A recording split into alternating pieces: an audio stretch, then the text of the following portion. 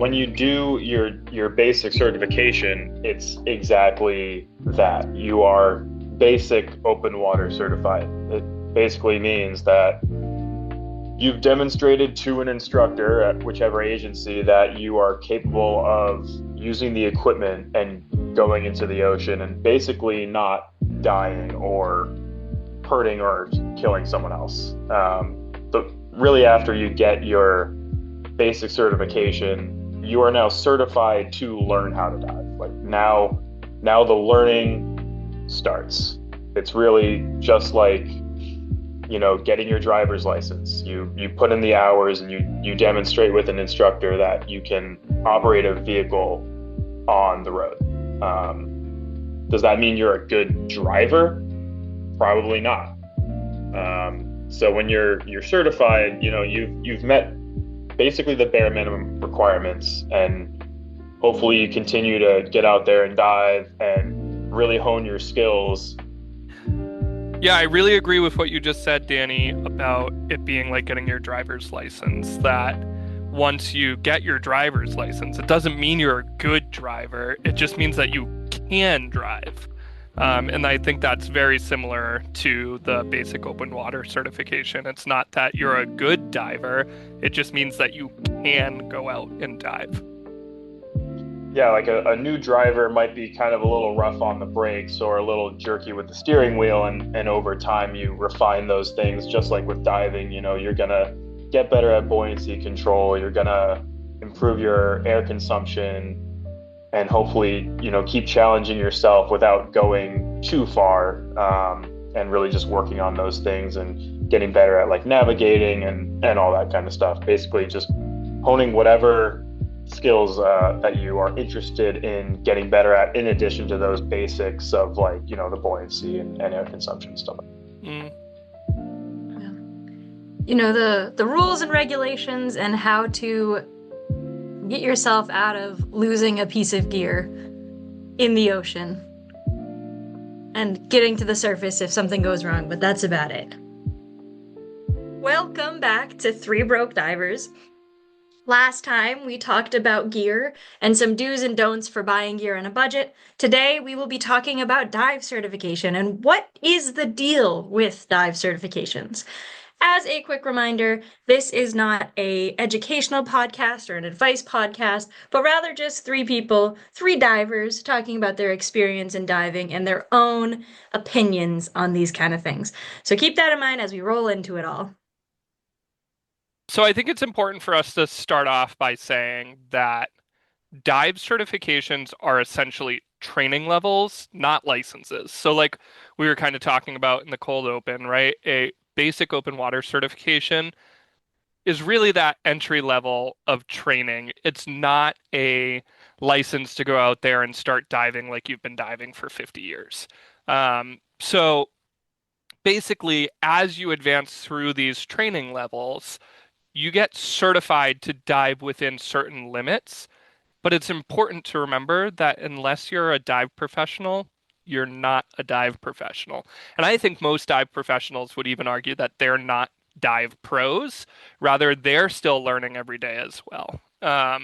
So during this episode, I think we're hoping to get into the different levels of certification up through the ladder of recreational diving. We'll touch on some maybe intro to technical diving or the professional ladder, if that's something that is interesting to people. And yeah. Absolutely. Your basic certification, as we were talking about earlier, is a certification to continue learning. And I think that's the most important thing, is that this is your first step. But yeah, we'll get into it all and we can talk about popular dive training agencies to start off with. I know Danny and I both NAUI from beginning to end so far, but Matt, you've been to a bunch of different agencies at this point. Do you want to talk a little bit about some of those? Yeah, so NAUI is, we talked about this before and I'm going to blank on it again. The National Association of Underwater Instructors. I did not start with NAUI. I actually started through PADI, which is the Professional Association of Dive Instructors. And that's where I got my open water certification. And then for my advanced, I ended up getting it through NAUI. Shannon was my instructor. Um, then I got my nitrox certification through SDI, which is Scuba Diving International, something like Something that. like that, yeah. And there's a whole host of other certifications. I then came back to NAUI to get my rescue diver and am well on my way through master diver through NAUI as well. But so there's a bunch of different agencies, and what I'll say about that, and I think the others can chime in with their 2 cents, is like you need to get certified. There's a certain standard at which all of these dive companies, whether you're getting certified through PADI or NAUI or SDI or back in the day YMCA, no matter which certification agency you go through, they all have to meet a kind of agreed upon standard for certification. And so, what I'd say about that is, I think it's kind of important to find an instructor that you click with, not necessarily a training agency that you click with. Because at the end of the day, most of them, you're going to end up getting similar, if not the same, material.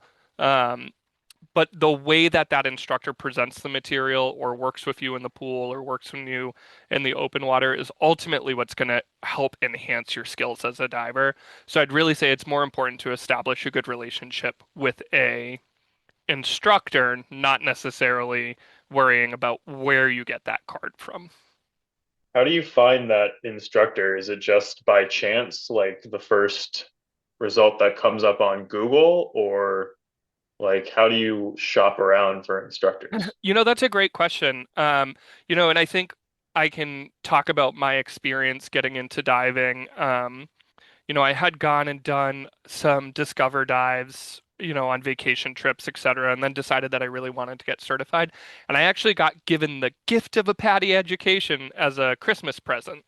So somebody had gifted me the e-learning um, for the PADI open water diver. So I had to find a shop that was a PADI shop.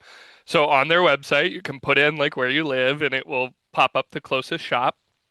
And that's how I ended up finding my open water instructor, was just kind of by chance and where there was a local PADI shop. However, what I would say is what's probably going to keep you on your learning path and on your good, like, instructor relationship, shop relationship, is go to your local dive shop and then find out who they have for instructors. Maybe go to one of their meet and greets or Discover Scuba there and see what their instructors are like, because that's how you'll understand, like, oh, are they a good match for me? Maybe I learn one way and their teaching style doesn't jive with my learning style, right? In that Discover Scuba kind of, or a refresher even, setting, you can kind of low risk try out your instructor to see if they jive with you. And that's what I would recommend, is go to your shop, meet the people there. And most likely the people working the shop are also the instructors for that shop. So that's probably how I would recommend doing it. But like, you might have to just chance it for the first class and maybe you'll get lucky, or maybe like me, you'll end up at a different shop for the rest of your training. Shannon, as our resident instructor, why don't you walk us through kind of what the training ladder for a recreational diver could look like? And I know, like, before you go through it, there's a million specialty courses that we could take, but what's that, like, main kind of step to advancing your training as a brand new diver? Yeah, I will talk about it kind of in the order that I went through it, just because that's what my best knowledge about it all is, but this is not the only pathway and the only way that you can do it. The first step, I think, for every certification agency is some sort of open water, whether it's a autonomous diver or basic open water, whatever it's called. This is your bare bones. What is diving? What are the ailments that you could encounter while you're diving? How do you make sure you're safe while diving? And what are the rules to diving? The bare bones essential. Here's what diving is. What I did after that is I did our advanced open water. That's what NAUI calls it anyways. This bumps it up so you go in the water a little more. You expand upon some of those original skills that you learned in your basic course. You learn a lot more about navigation from my experience, and you do a lot more just broader skills that are more about honing your ability to dive, not necessarily being a new diver. So this is instead of teaching you the basics, this is let's expand upon it. Let's make you a better diver. Let's focus on that buoyancy and make sure you really know what you're doing. After that, I moved to nitrox. So it is a specialty, which I'm only mentioning this as the specialty because it is a specialty that is required if you want to move on to any of the, at least in NAUI, if you want to move on to any of the professional level certifications. So I did my nitrox before I did my rescue diver. However, things change a little bit from place to place, from shop to shop, from training organization to training organization. You could theoretically do rescue diver before you're advanced. You know, you could do nitrox before you're advanced. You could do nitrox with your open water. There's all sorts of ways that you could do these courses, but all of them are needed before you get into your master diver, which is your last non-professional level. After that, you hop up to dive master, which is your first professional level, and then instructor if you so choose. Obviously, you can stop anywhere along this line, even if it's just at basic open water. But your dive master and your instructor are your first two, or your two professional levels when it comes to the recreational certification ladder. Yeah, thanks, Shannon. I think a couple of things just to kind of toss in there from my perspective outside of NAUI is depending on like when you are kind of getting to that level of wanting to do your dive master, some agencies like NAUI require you to do that master diver, which is kind of the top of the recreational ladder before you enter a dive master course. Other agencies don't have that or don't require that. So like PADI, for example, does not require you to be a master diver before you become a dive master. Um, so, they have different requirements. So you have to look into each individual agency and what their requirements are to go up that ladder. Some people, and I would argue a lot of people who are just diving recreationally for fun probably do some combination of like their open water, their advanced, and their nitrox. I would say maybe a slightly smaller but large population also throws in like a rescue diver course. And I think a lot of people probably just chill with those. Obviously, there's a ton of specialty courses that you can take, whether or not that's something that's interesting to you or not. There's a million classes out there that you can take depending on what your interests in diving are. Some of them I think are worth it. Some of them I think you could probably skip over. But that's going to vary individually on what your interests are. I like to say for me, I'm probably never going to take a underwater photography course. And, but on the other side of that, like I definitely wanted to take and, took advantage of a dry suit specialty because I dive in New England where it's cold. I think the master diver certification is kind of like I think we should talk about how it's kind of like a misnomer, but also if you're looking to get into leadership and you're in an agency like NAUI where master diver is required before you get into leadership, like that is obviously it's a required course. If you're not looking to get into leadership, it's a pretty big expense to get a certification that says you're a air quotes master diver. There's plenty of master divers out there who like panic as soon as they have to flood and clear their mask, and you're well into your journey of being a scuba diver, and even though you have a card that says you're a master diver, like you're a master diver according to the instructor who issued that certification. And if you found an instructor who has low standards for what a master diver looks like or for masterful execution of these skills, you're only going to be as good as that instructor is, basically. So I think that certification, it's an interesting name because I kind of think if you're not going through the leadership pipeline and you got your master diver cert just because it says master diver,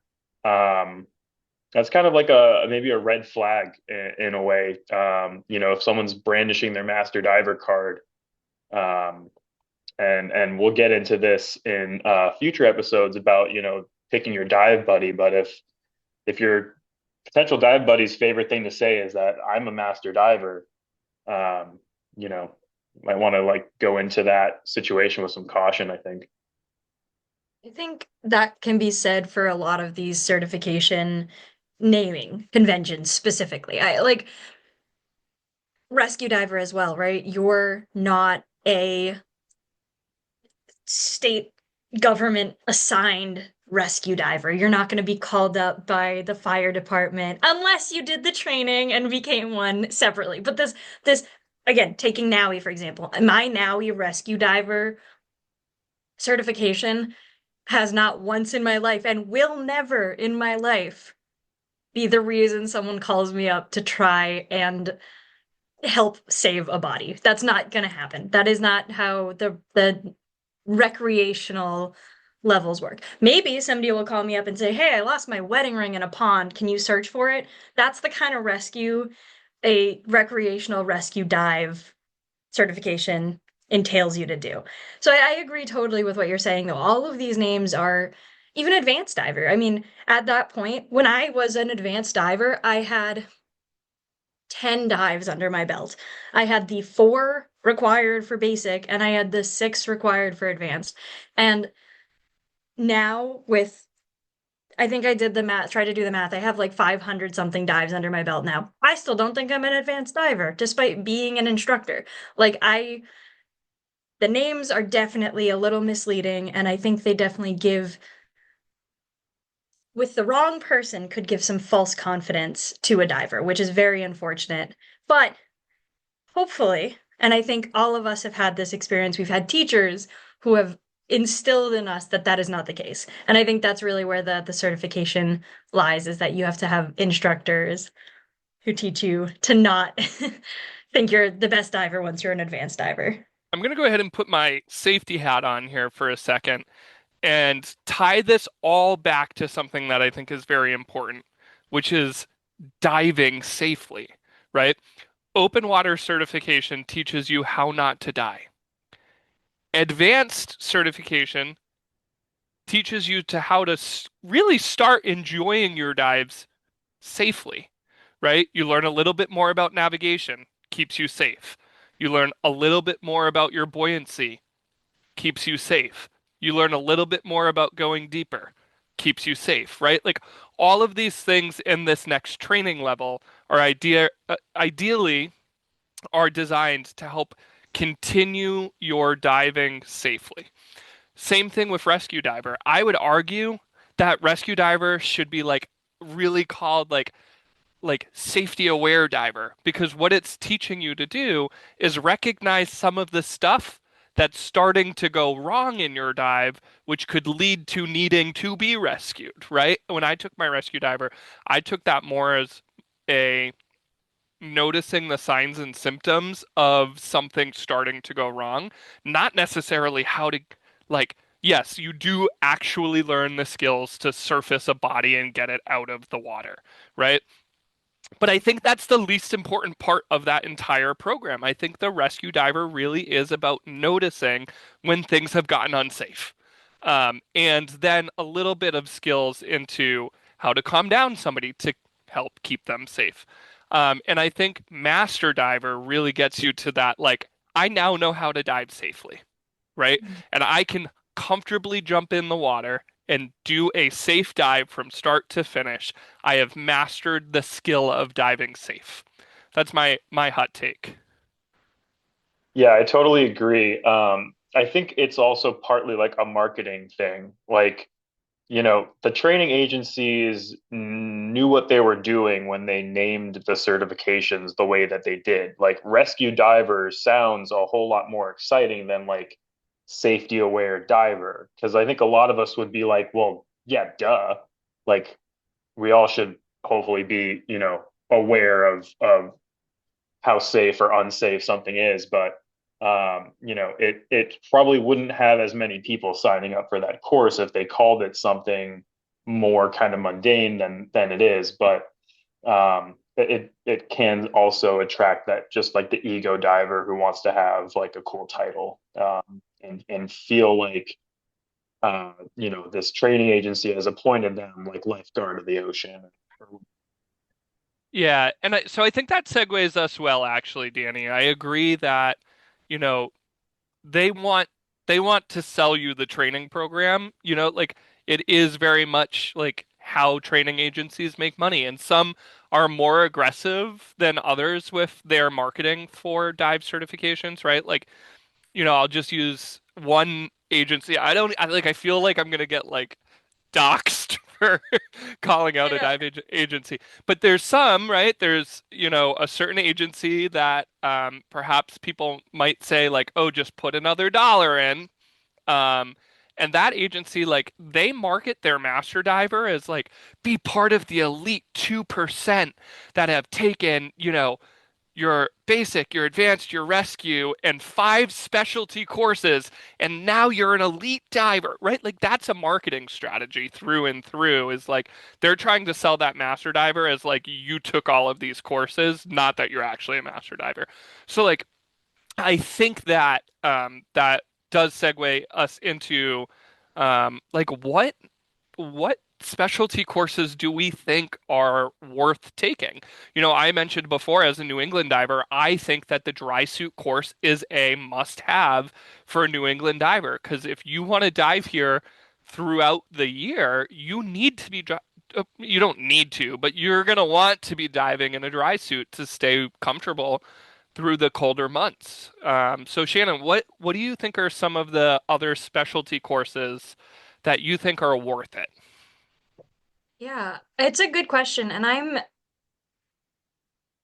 honestly I'm looking at our list right now because I kind of wanted to look through because I don't think I know them all off the top of my head. And now I know there's like you said, dry suit. There's underwater archaeologist. There's underwater photographer. There's underwater naturalist. There's all sorts of things, and I mean, I think I'm not I might not be right about this, but I think basically, if you are a diver and you have a specialty that you are qualified to teach, you can write in to create a course for yourself, which is, I think, excellent. And I don't think this is just a NAUI thing. I think this is a lot of dive agencies do very similar things, and I think it's great. Um, as far as like really useful ones go, I also did a dry suit course, and thank goodness because I am a cold person and I dive in my dry suit mostly through the winter. I like to dive wet when I can, but most of the time I dive through the winter. And let's see, what other courses? I'll look at the ones that I can teach specifically because I don't I don't need to look at a whole long list. So a lot of them are going to further cement skills that you have already learned. So we have like night specialty and deep specialty or, external wreck survey special. These specialties that really dive further and deeper into something that you kind of get a brief touch on when you're doing your basic, your advanced, etc., etc. As far as good ones to get, dry suit, if you are in cold water, I think full face mask is one as well that isn't quite in the tech world yet because a lot of careers use full face masks. I might not be right about that because I can't teach it because I can't dive a full face mask, so it's not something that pops on my list. But I think it starts off as but I might be wrong. No, I think it does. It is a specialty that you can take as a recreational diver, at least through NAUI, again, through NAUI. So something like that, especially if you're going to start doing work, where you might need to talk and communicate with people underwater. Um, but other than that, I think a lot of them are just your. Oh, sorry. Actually, here's an honorable mention of one that I think every single person should take. Mermaiding as a specialty is, I think, a required must take. It's an apnea course, not technically a specialty because it's more on the skin diving. And I just want everyone to go to their local dive shop at the water's edge and take mermaiding. You can cut all that out. I want to take that bit and send it to Brian at least so he thinks I said it in the podcast. Oh, we're leaving it in. Oh, thank God. Okay. Um, so I agree. I think Shannon, that there are some specialties that are worth it, like you said, that dry suit diver. I also think it's worth doing an honorable mention towards that full face specialty. It's something interesting to think about that that's actually something that's commonly issued to adaptive divers as a means to be able to dive, say, if they have a limitation of not having a hand or having some other access and functional need that requires them to wear that full face. So I'm a big proponent of finding ways for everyone to go diving, and I think that's a good example of like a pretty easy fix for somebody to be able to enjoy the sport. So I think that that's a cool one. And I'll say this much too. I don't think that every single specialty course necessarily needs to be taken, right? I have an underwater camera. I've taken my underwater camera with me diving. I've gotten some great pictures of the two of you with my underwater camera. Do I need to go take a specialty course to do that? Absolutely not. You know why? Because I don't care that much about taking pictures underwater, right? I bring it along on some dives. To be honest, I prefer not to bring it with me because I think it's distracting and takes away from the beauty of the underwater world. But like, if underwater photography is something that you're passionate about, then you should take that specialty course. I'm not going to take it because I don't care. Like, if the picture comes out cool, it comes out cool. If it doesn't, well, no stress off my back.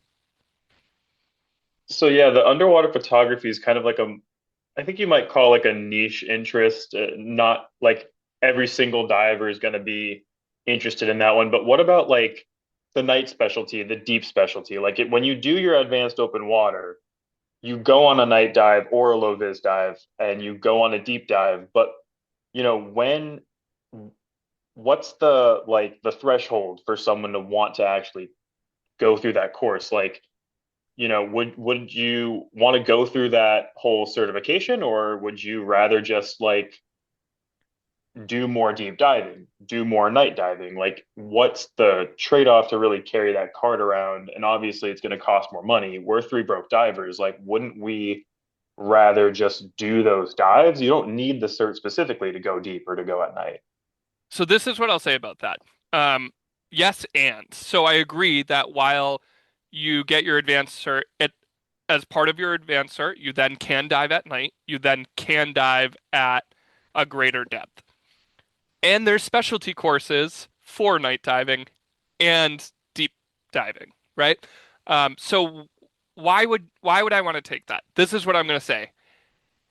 When I did my advanced certification, I went deep once and I went in the dark twice, but um, two times, right? Like, um, would I say that I was competent at diving deep or diving at night after those two checkout dives that I did? Absolutely not. So maybe though, and this was the case for me, I didn't take the specialty course, but what would influence me wanting to take the specialty course is my night dive was one of the coolest dives I did. And I was like, oh my gosh, I want every dive I do from now on to be at night because there was crazy bioluminescence. And when we surfaced and did a surface interval, we had a beautiful night under the stars. And it was like one of the most magical dives. There was a million squid. Like it was so cool. And all I wanted to do was do more night diving, right? Now, that's not a reality for me. I don't have the opportunity to go night diving every time I go diving. And like there's other cool things that I want to do with diving. But if that was my passion and I was like, I love night diving and I'm gonna make 50 night dives next year. I would probably say that it's worth it to invest in that night diving specialty course. Why? Because I want to prepare myself to do night diving as safe and um, as competently as possible. So then it would be worth it for me to acquire that instructor to do the night diving course. That way, when I do go night diving with my buddy, I feel good and safe about doing it. And I think that's where the justification of the spending comes, is when you say, like, I'm really passionate about this one thing, right? Just like the photography course, I'm really passionate about this. And for me, like, night diving was really awesome. And I would have loved to, but I'm not going to night dive every time I go diving. It's just not practical. I think in addition to that, we are very lucky, the three of us, that I mean, I'm an instructor now, so I have that experience to teach the deep diver, the night diver specialties. But prior to that, me and I think both of you are very lucky that we have this really tight-knit group of instructors that we know. We have a shop that we work closely with that we could go up to them and say, hey, let's do a night dive, let's do this, and not necessarily have to spend the money to get it done. But if we were maybe autonomous and working as a diver on our own, not with a close relationship to a very rich program that we have a web of dive instructors that we know and a web of excellent divers, it might have been harder for us to break into doing those dives multiple times. So I also see it from a, if you don't have that background that we have and that support system that we have, it would be maybe easier to pay the money to do it than try to find that support system. And it might be a way for you to kind of buy into that support system. So it's something you don't have to do as much later because you have forged that good relationship. So I think our relationship definitely also helps, that we don't necessarily need to pay to do those dives because we have a group that can do those dives when we want to, which is very useful, I think, for diving. Yeah, that's totally valid. Like, I remember the first night dive I did in New England was like less than a year after I got my advanced certification, where we did, two night dives. And being fairly inexperienced, well, being inexperienced diving in general, but also in New England, like I definitely would never have taken on a night dive if it was just like me and my buddy that I met on that dive trip. Like, it was also the first dive trip I did with you. And we also had one of our instructors with us to, either guide or just kind of like oversee that whole night dive in general.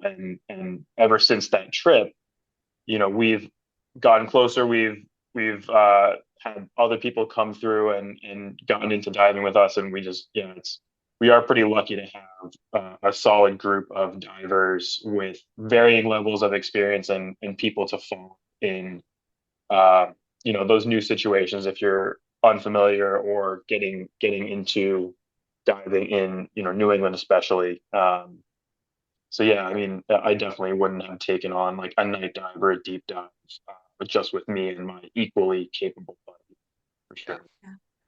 And I think really what we're trying to get at here is you should align your training with what your dive goals are, right? Mhm. So if your dive goals are to go explore shipwrecks in Key Largo, and you know that they're all going to be 100 feet at, between sitting between 95 and 120 feet, go take that deep divers specialty because that's what you're passionate about, right? Something the three of us are passionate about and kind of going to be starting the journey on is entering the world into technical diving, right? So, we're about to embark in a whole new ladder of training outside of the professional diver, like, Shannon's an instructor. Danny's a soon-to-be instructor. I'm a dive master in training and training and training. Like we're in that realm of leadership ladder, but now we're also going to branch out and enter that ladder of technical diving. And like we're not going to get too deep into technical diving yet in this podcast because we're not there yet. But just to give a picture of where that looks, right? So like we're going to end up doing hopefully at some point this summer our intro to tech and advanced nitrox certifications, which then will lead us down the path of doing like decompression procedures and extended range diving, and then the ladder continues into looking at trimix, which is a different mixture of gases, and rebreather, which is a closed circuit system compared to an open, which this is like really getting deep into the weeds. But that's where our training goals are, is that's something that's interesting to us. So that's where we're going to start investing our money into training, is going down that road of, yeah, and that's not a cheap road, friends. We are about to be three really broke divers once we start this training. But again, we want to make sure that we're getting the best education possible to safely continue diving, right? So that's kind of that next level, as it were, um, of training, and that's where our goals are. So that's what we're going to pursue training wise. Your goals may never be technical diving, and that's perfectly okay. Most people don't do technical diving because you know what? It's a lot more fun to hop off a boat in a beautiful reef and then go out for dinner with your friends afterwards, For us, we just want to stay down longer and deeper, and that's what our goals are, and that's totally cool for us. And it's also totally cool if you never join us doing that. We won't judge. Um, I just wanted to honorable mention a third ladder that I'm sure we will get into again at a later date in a little more depth. But there's also the scientific diver certification ladder that is confusing.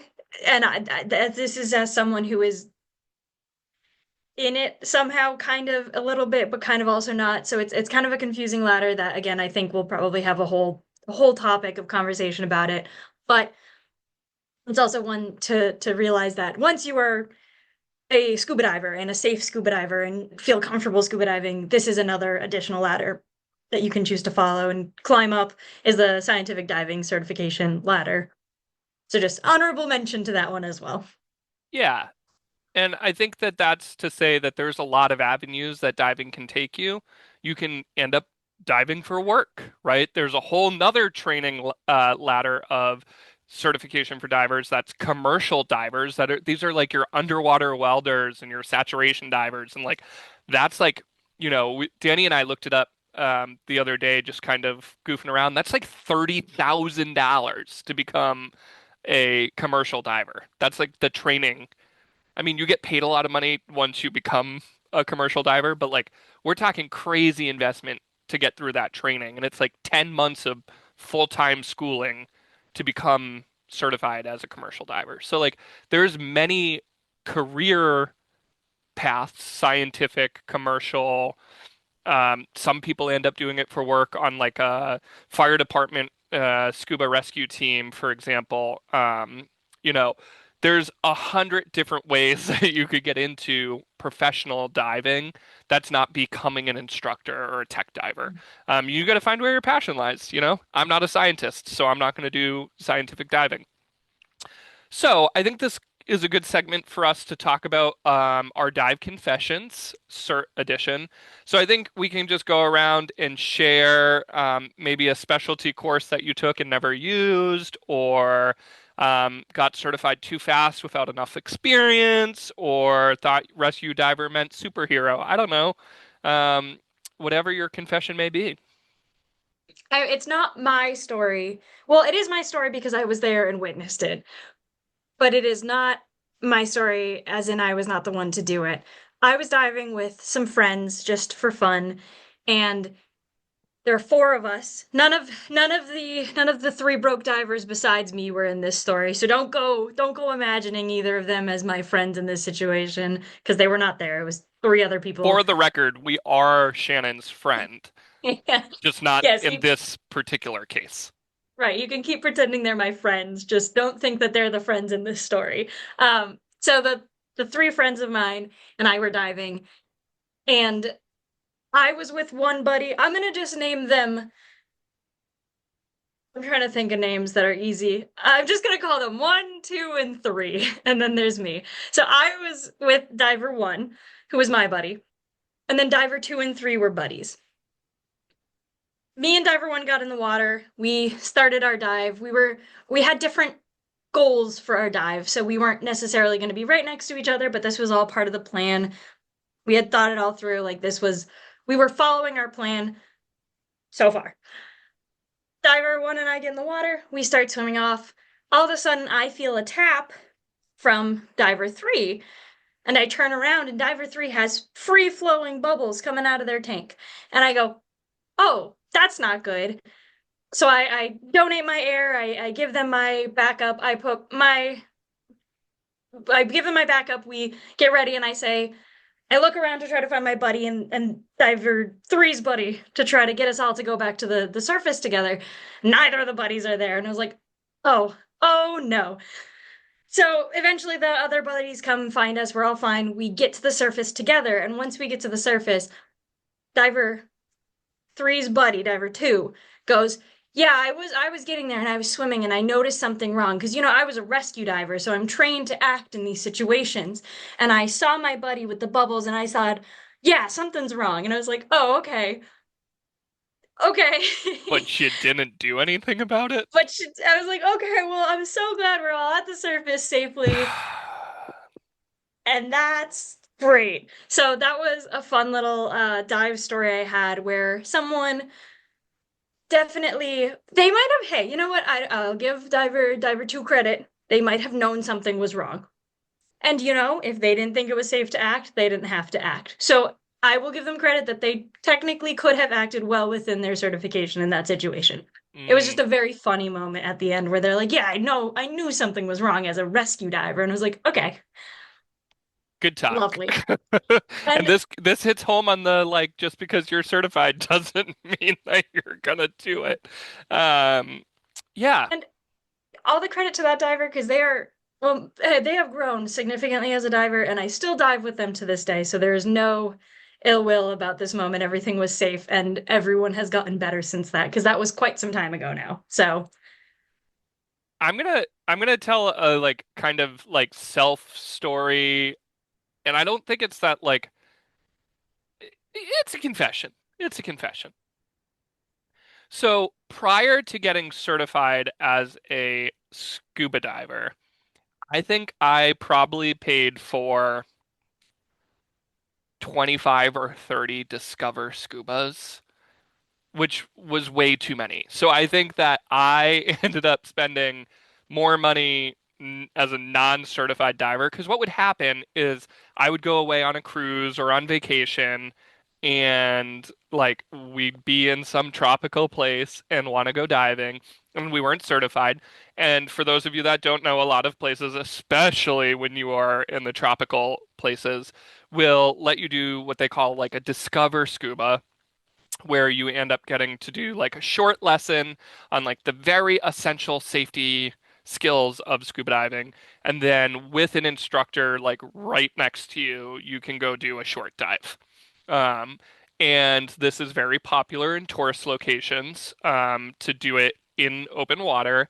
And so I probably did 25 or 30 of these Discover Scubas before I finally took the course. So in reality, I should have taken the course a long time ago. Then I could have counted those dives on my log. But that's okay. You live and you learn. So if you've taken any more than 2 Discover Scubas, you need to just take the class because you're wasting money. Because it's so much more expensive when you're away to do a Discover Scuba than it is as a certified diver to just go do a gear rental and dive. So that would be my confession. Too many Discover Scubas. We were talking about a little bit about when and why would you decide to take that next certification, whichever one it might be. And when I took the rescue diver course, I don't think I really had all that great of an idea of why I was doing that certification. I was just like, well, this one's next. I've got basic, I've got advanced, rescues next. And I think that nitrox at the time probably would have made more sense. I wouldn't have had that many opportunities to use it, but I have since. But to me, rescue diver was the next one to do. And I was a little bit of like kind of an ego diver back then. I really kind of like didn't know what I didn't know. And so like the next thing for me was rescue diver to have another cert in my wallet or whatever and to, be able to say, oh, I'm a rescue diver. And um so I think when it comes to like if you're looking at that next certification, like really try to have a conversation with yourself about like what am I trying to get out of this next certification other than it just being like another certification.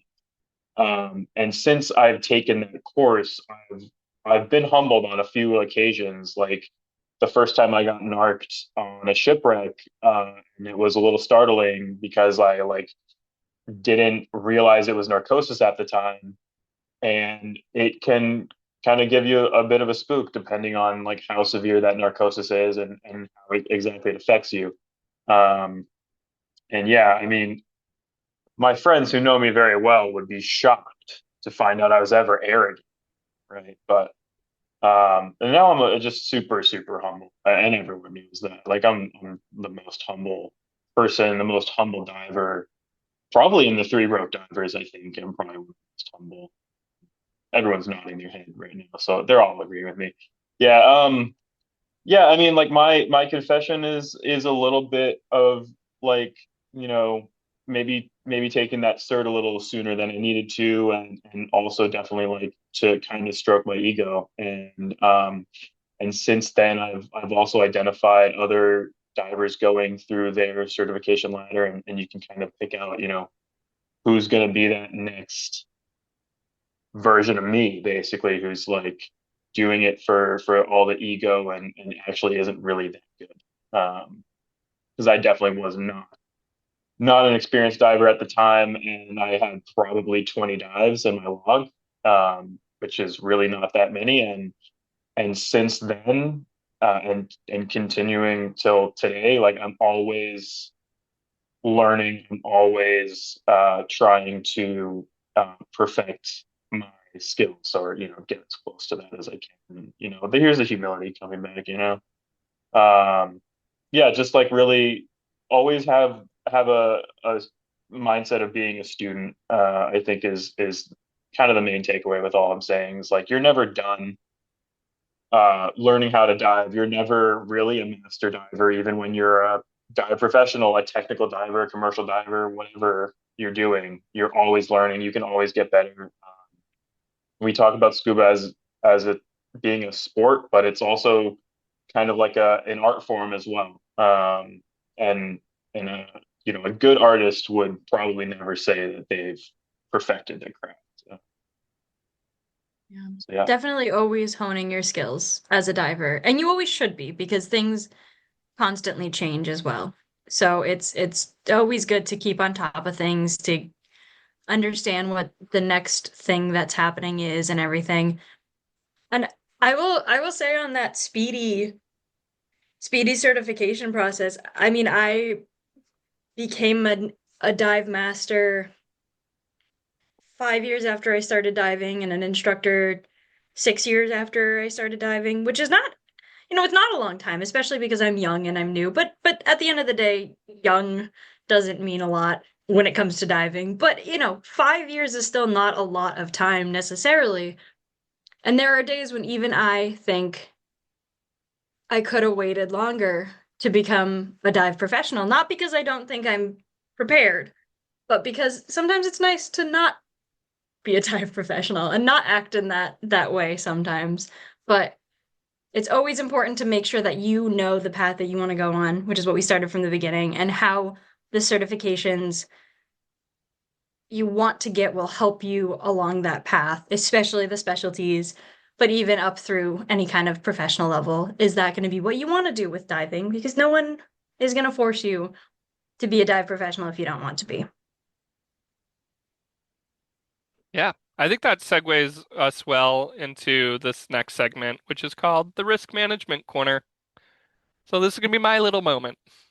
Um, so I think, I just want to remind our listeners that getting the card doesn't mean you're ready, right? So to kind of reiterate that, like, just because you got your advanced certification doesn't mean that every dive that you do needs to be at 110 feet, right? I was not ready right after getting my advanced certification to start going to deep depths, right? It took a couple more dives and being with a trusted friend and dive master, coincidentally, to get to that deeper depth before I really started feeling comfortable going deeper when I was diving. So that hones the importance of experience and comfort. The more you do it, the more comfortable you're going to be doing it. But it's important to not just go to that deepest depth that you can go on your certification level just for the sake of like doing it. You need to slowly get your way there and make sure that you're staying safe the whole time. And I think that overall, no matter what level of certification you are, you need to be practicing your situational awareness, right? Be aware of like, hey, it seems like my air is, my air is losing pressure faster than normal. Like, what's going on? And then your buddy's like, oh, you got little bubbles coming out of your first stage. Like those are the things that you need to keep honing in on of like, something seems different. Something's not right. Am I stressed? Am I tired? These are all things that contribute to your safety as a diver, and you need to be paying attention to that.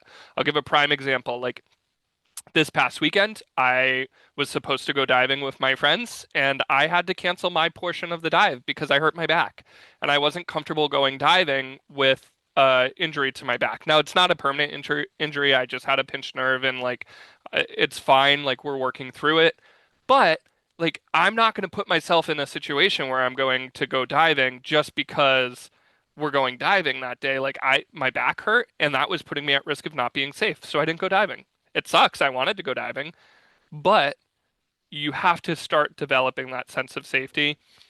Just because you can go to 100 feet does not mean you should.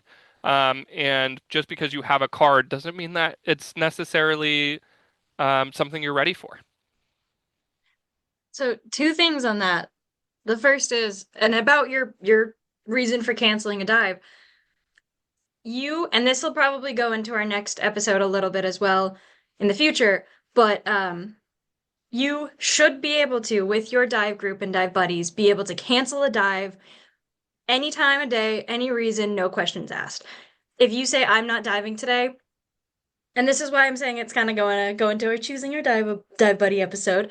But if you go diving with buddies that try to pressure you into diving when you don't feel like you should be diving, that is not the right group to dive with.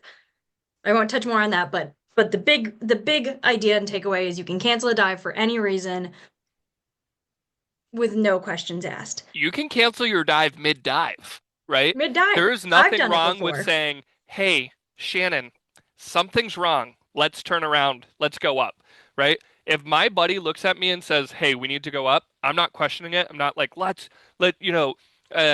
give an example. Sorry, I'm going to throw you under the bus here, Danny. There was a dive that Danny and I were doing, and he looked at me and he gave me the I'm cold symbol, right? And I was like, yeah, I know, Danny, you're never cold. And Never. I went, okay, let's turn the dive and head back, right? And we did. And you know what? So we got a 35-minute dive in instead of a hour-long dive. Totally cool. Guess what? We were still underwater, right? Yeah. And we both made it out of the water, and we're both going to go diving again together.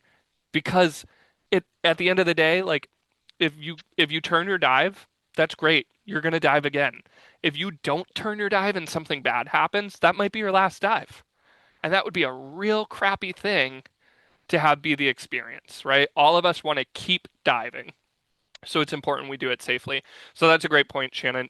Anybody can cancel or turn a dive at any time. And if your dive buddy is somebody who judges you for that, get a new dive buddy. Come dive with us. We won't judge you. So wait, hold on. One other thing. I'm sorry. Continue practicing your skills. Just because you are done with a class and done getting the certification does not mean you are done honing those skills and learning those skills. I teach classes pretty regularly. So I am in the pool constantly doing out of air emergencies, controlled emergency swimming ascents. I'm doing recovery of an unconscious dive. I'm doing these skills sometimes multiple times a week. Not everyone gets that opportunity. So with your dive buddies, make a dive and say, hey, today's dive is going to be let's practice our skills. Let's sit, let's remember what we have to do, especially if you have a dive master or an instructor with you, just so you have that extra safety net. But don't think that the last time you're going to do the mask clearing is your basic certification. You need to be practicing those skills constantly. I just wanted to pivot back to what you were saying, Matt, about easing into like getting to those deeper depths. Like when you do your advanced open water cert, you have to do a deep dive, and a deep dive counts at minimum what, 60 feet, right? And after I got my advanced cert, it was like over 2 years before I actually had an opportunity to go all the way to 130 feet. Um, I'm just wondering, like, do we think that, like, if your certification says you're good to 130 feet or 60 feet for your basic, like, should it be a requirement to actually go to those depths in your certification process? I mean, even in my basic open water cert, we only got to maybe 30 feet. If you go to So 60 feet, that's less than half of the depth to your maximum. so So, this is what I'll add to that. So when you do your coursework for open water or advanced diver or whatever it may be, it does say there that you should only dive to the depth that you were trained to. So, for example, your advanced on technicality does allow you to go to 130 feet. If you only made it to 65 feet with your instructor, that's where you should be limiting your floor to, because that's what it says in the classroom portion of your training, is that you really should only be diving to the level that you were trained by your instructor. So if your instructor took you to 65 feet, guess what? Your floor really should be 65 feet. Now that comes back to are there scuba police that are going to arrest you for going to 130 when you only went to 65 with your instructor? No, there isn't, right? But this is where I'll say that's when you have that opportunity to hire a guide on your dive, to hire a dive master, hire an instructor to go with you on your dive, and you have that open and honest conversation with them. Hey, I did my advanced cert. I only got to 65 feet. I haven't been deeper than that yet, but you're a dive professional. Why don't we try going a little bit deeper and see how it goes? Right. And I think a good dive professional is going to say, absolutely. Yeah, let's see how it feels. We'll check in every 5 feet as we're going down to the wreck. After we hit 65, we'll take it nice and slow, no problem. And that's where I think that it's important that you utilize the resources that are available to you in the dive world, right? That's when you do want to pay for that charter to be guided instead of just going with your buddy because you haven't been trained to that level yet. So I'm going to segue us into our next portion, which is listener questions. We only have three today, short and sweet listener questions.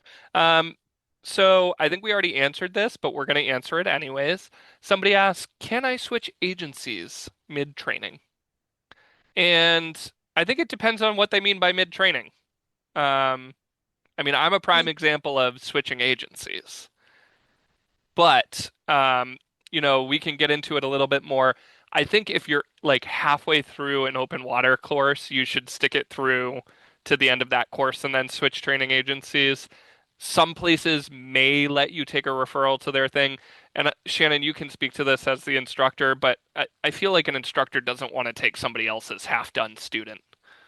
I think it's unlikely that if you try to switch halfway through the course, you will get away with continuing halfway through a different agency's course, in part because they just don't run the same. And, say you start as PADI, halfway through a PADI course, maybe at a different place in a NAUI course or whatever. So odds are, if you're halfway through a course and you try to switch agencies or even just instructors, you'll probably need to redo the course from the beginning, and that would probably mean paying. Now, I will say if you are like actually struggling with an instructor or a person during your course, don't feel like you have to stick it out. If there's like a real issue, don't feel like you have to stick it out, but just know that it's unlikely that you'll be able to switch to a different agency halfway through. Yeah.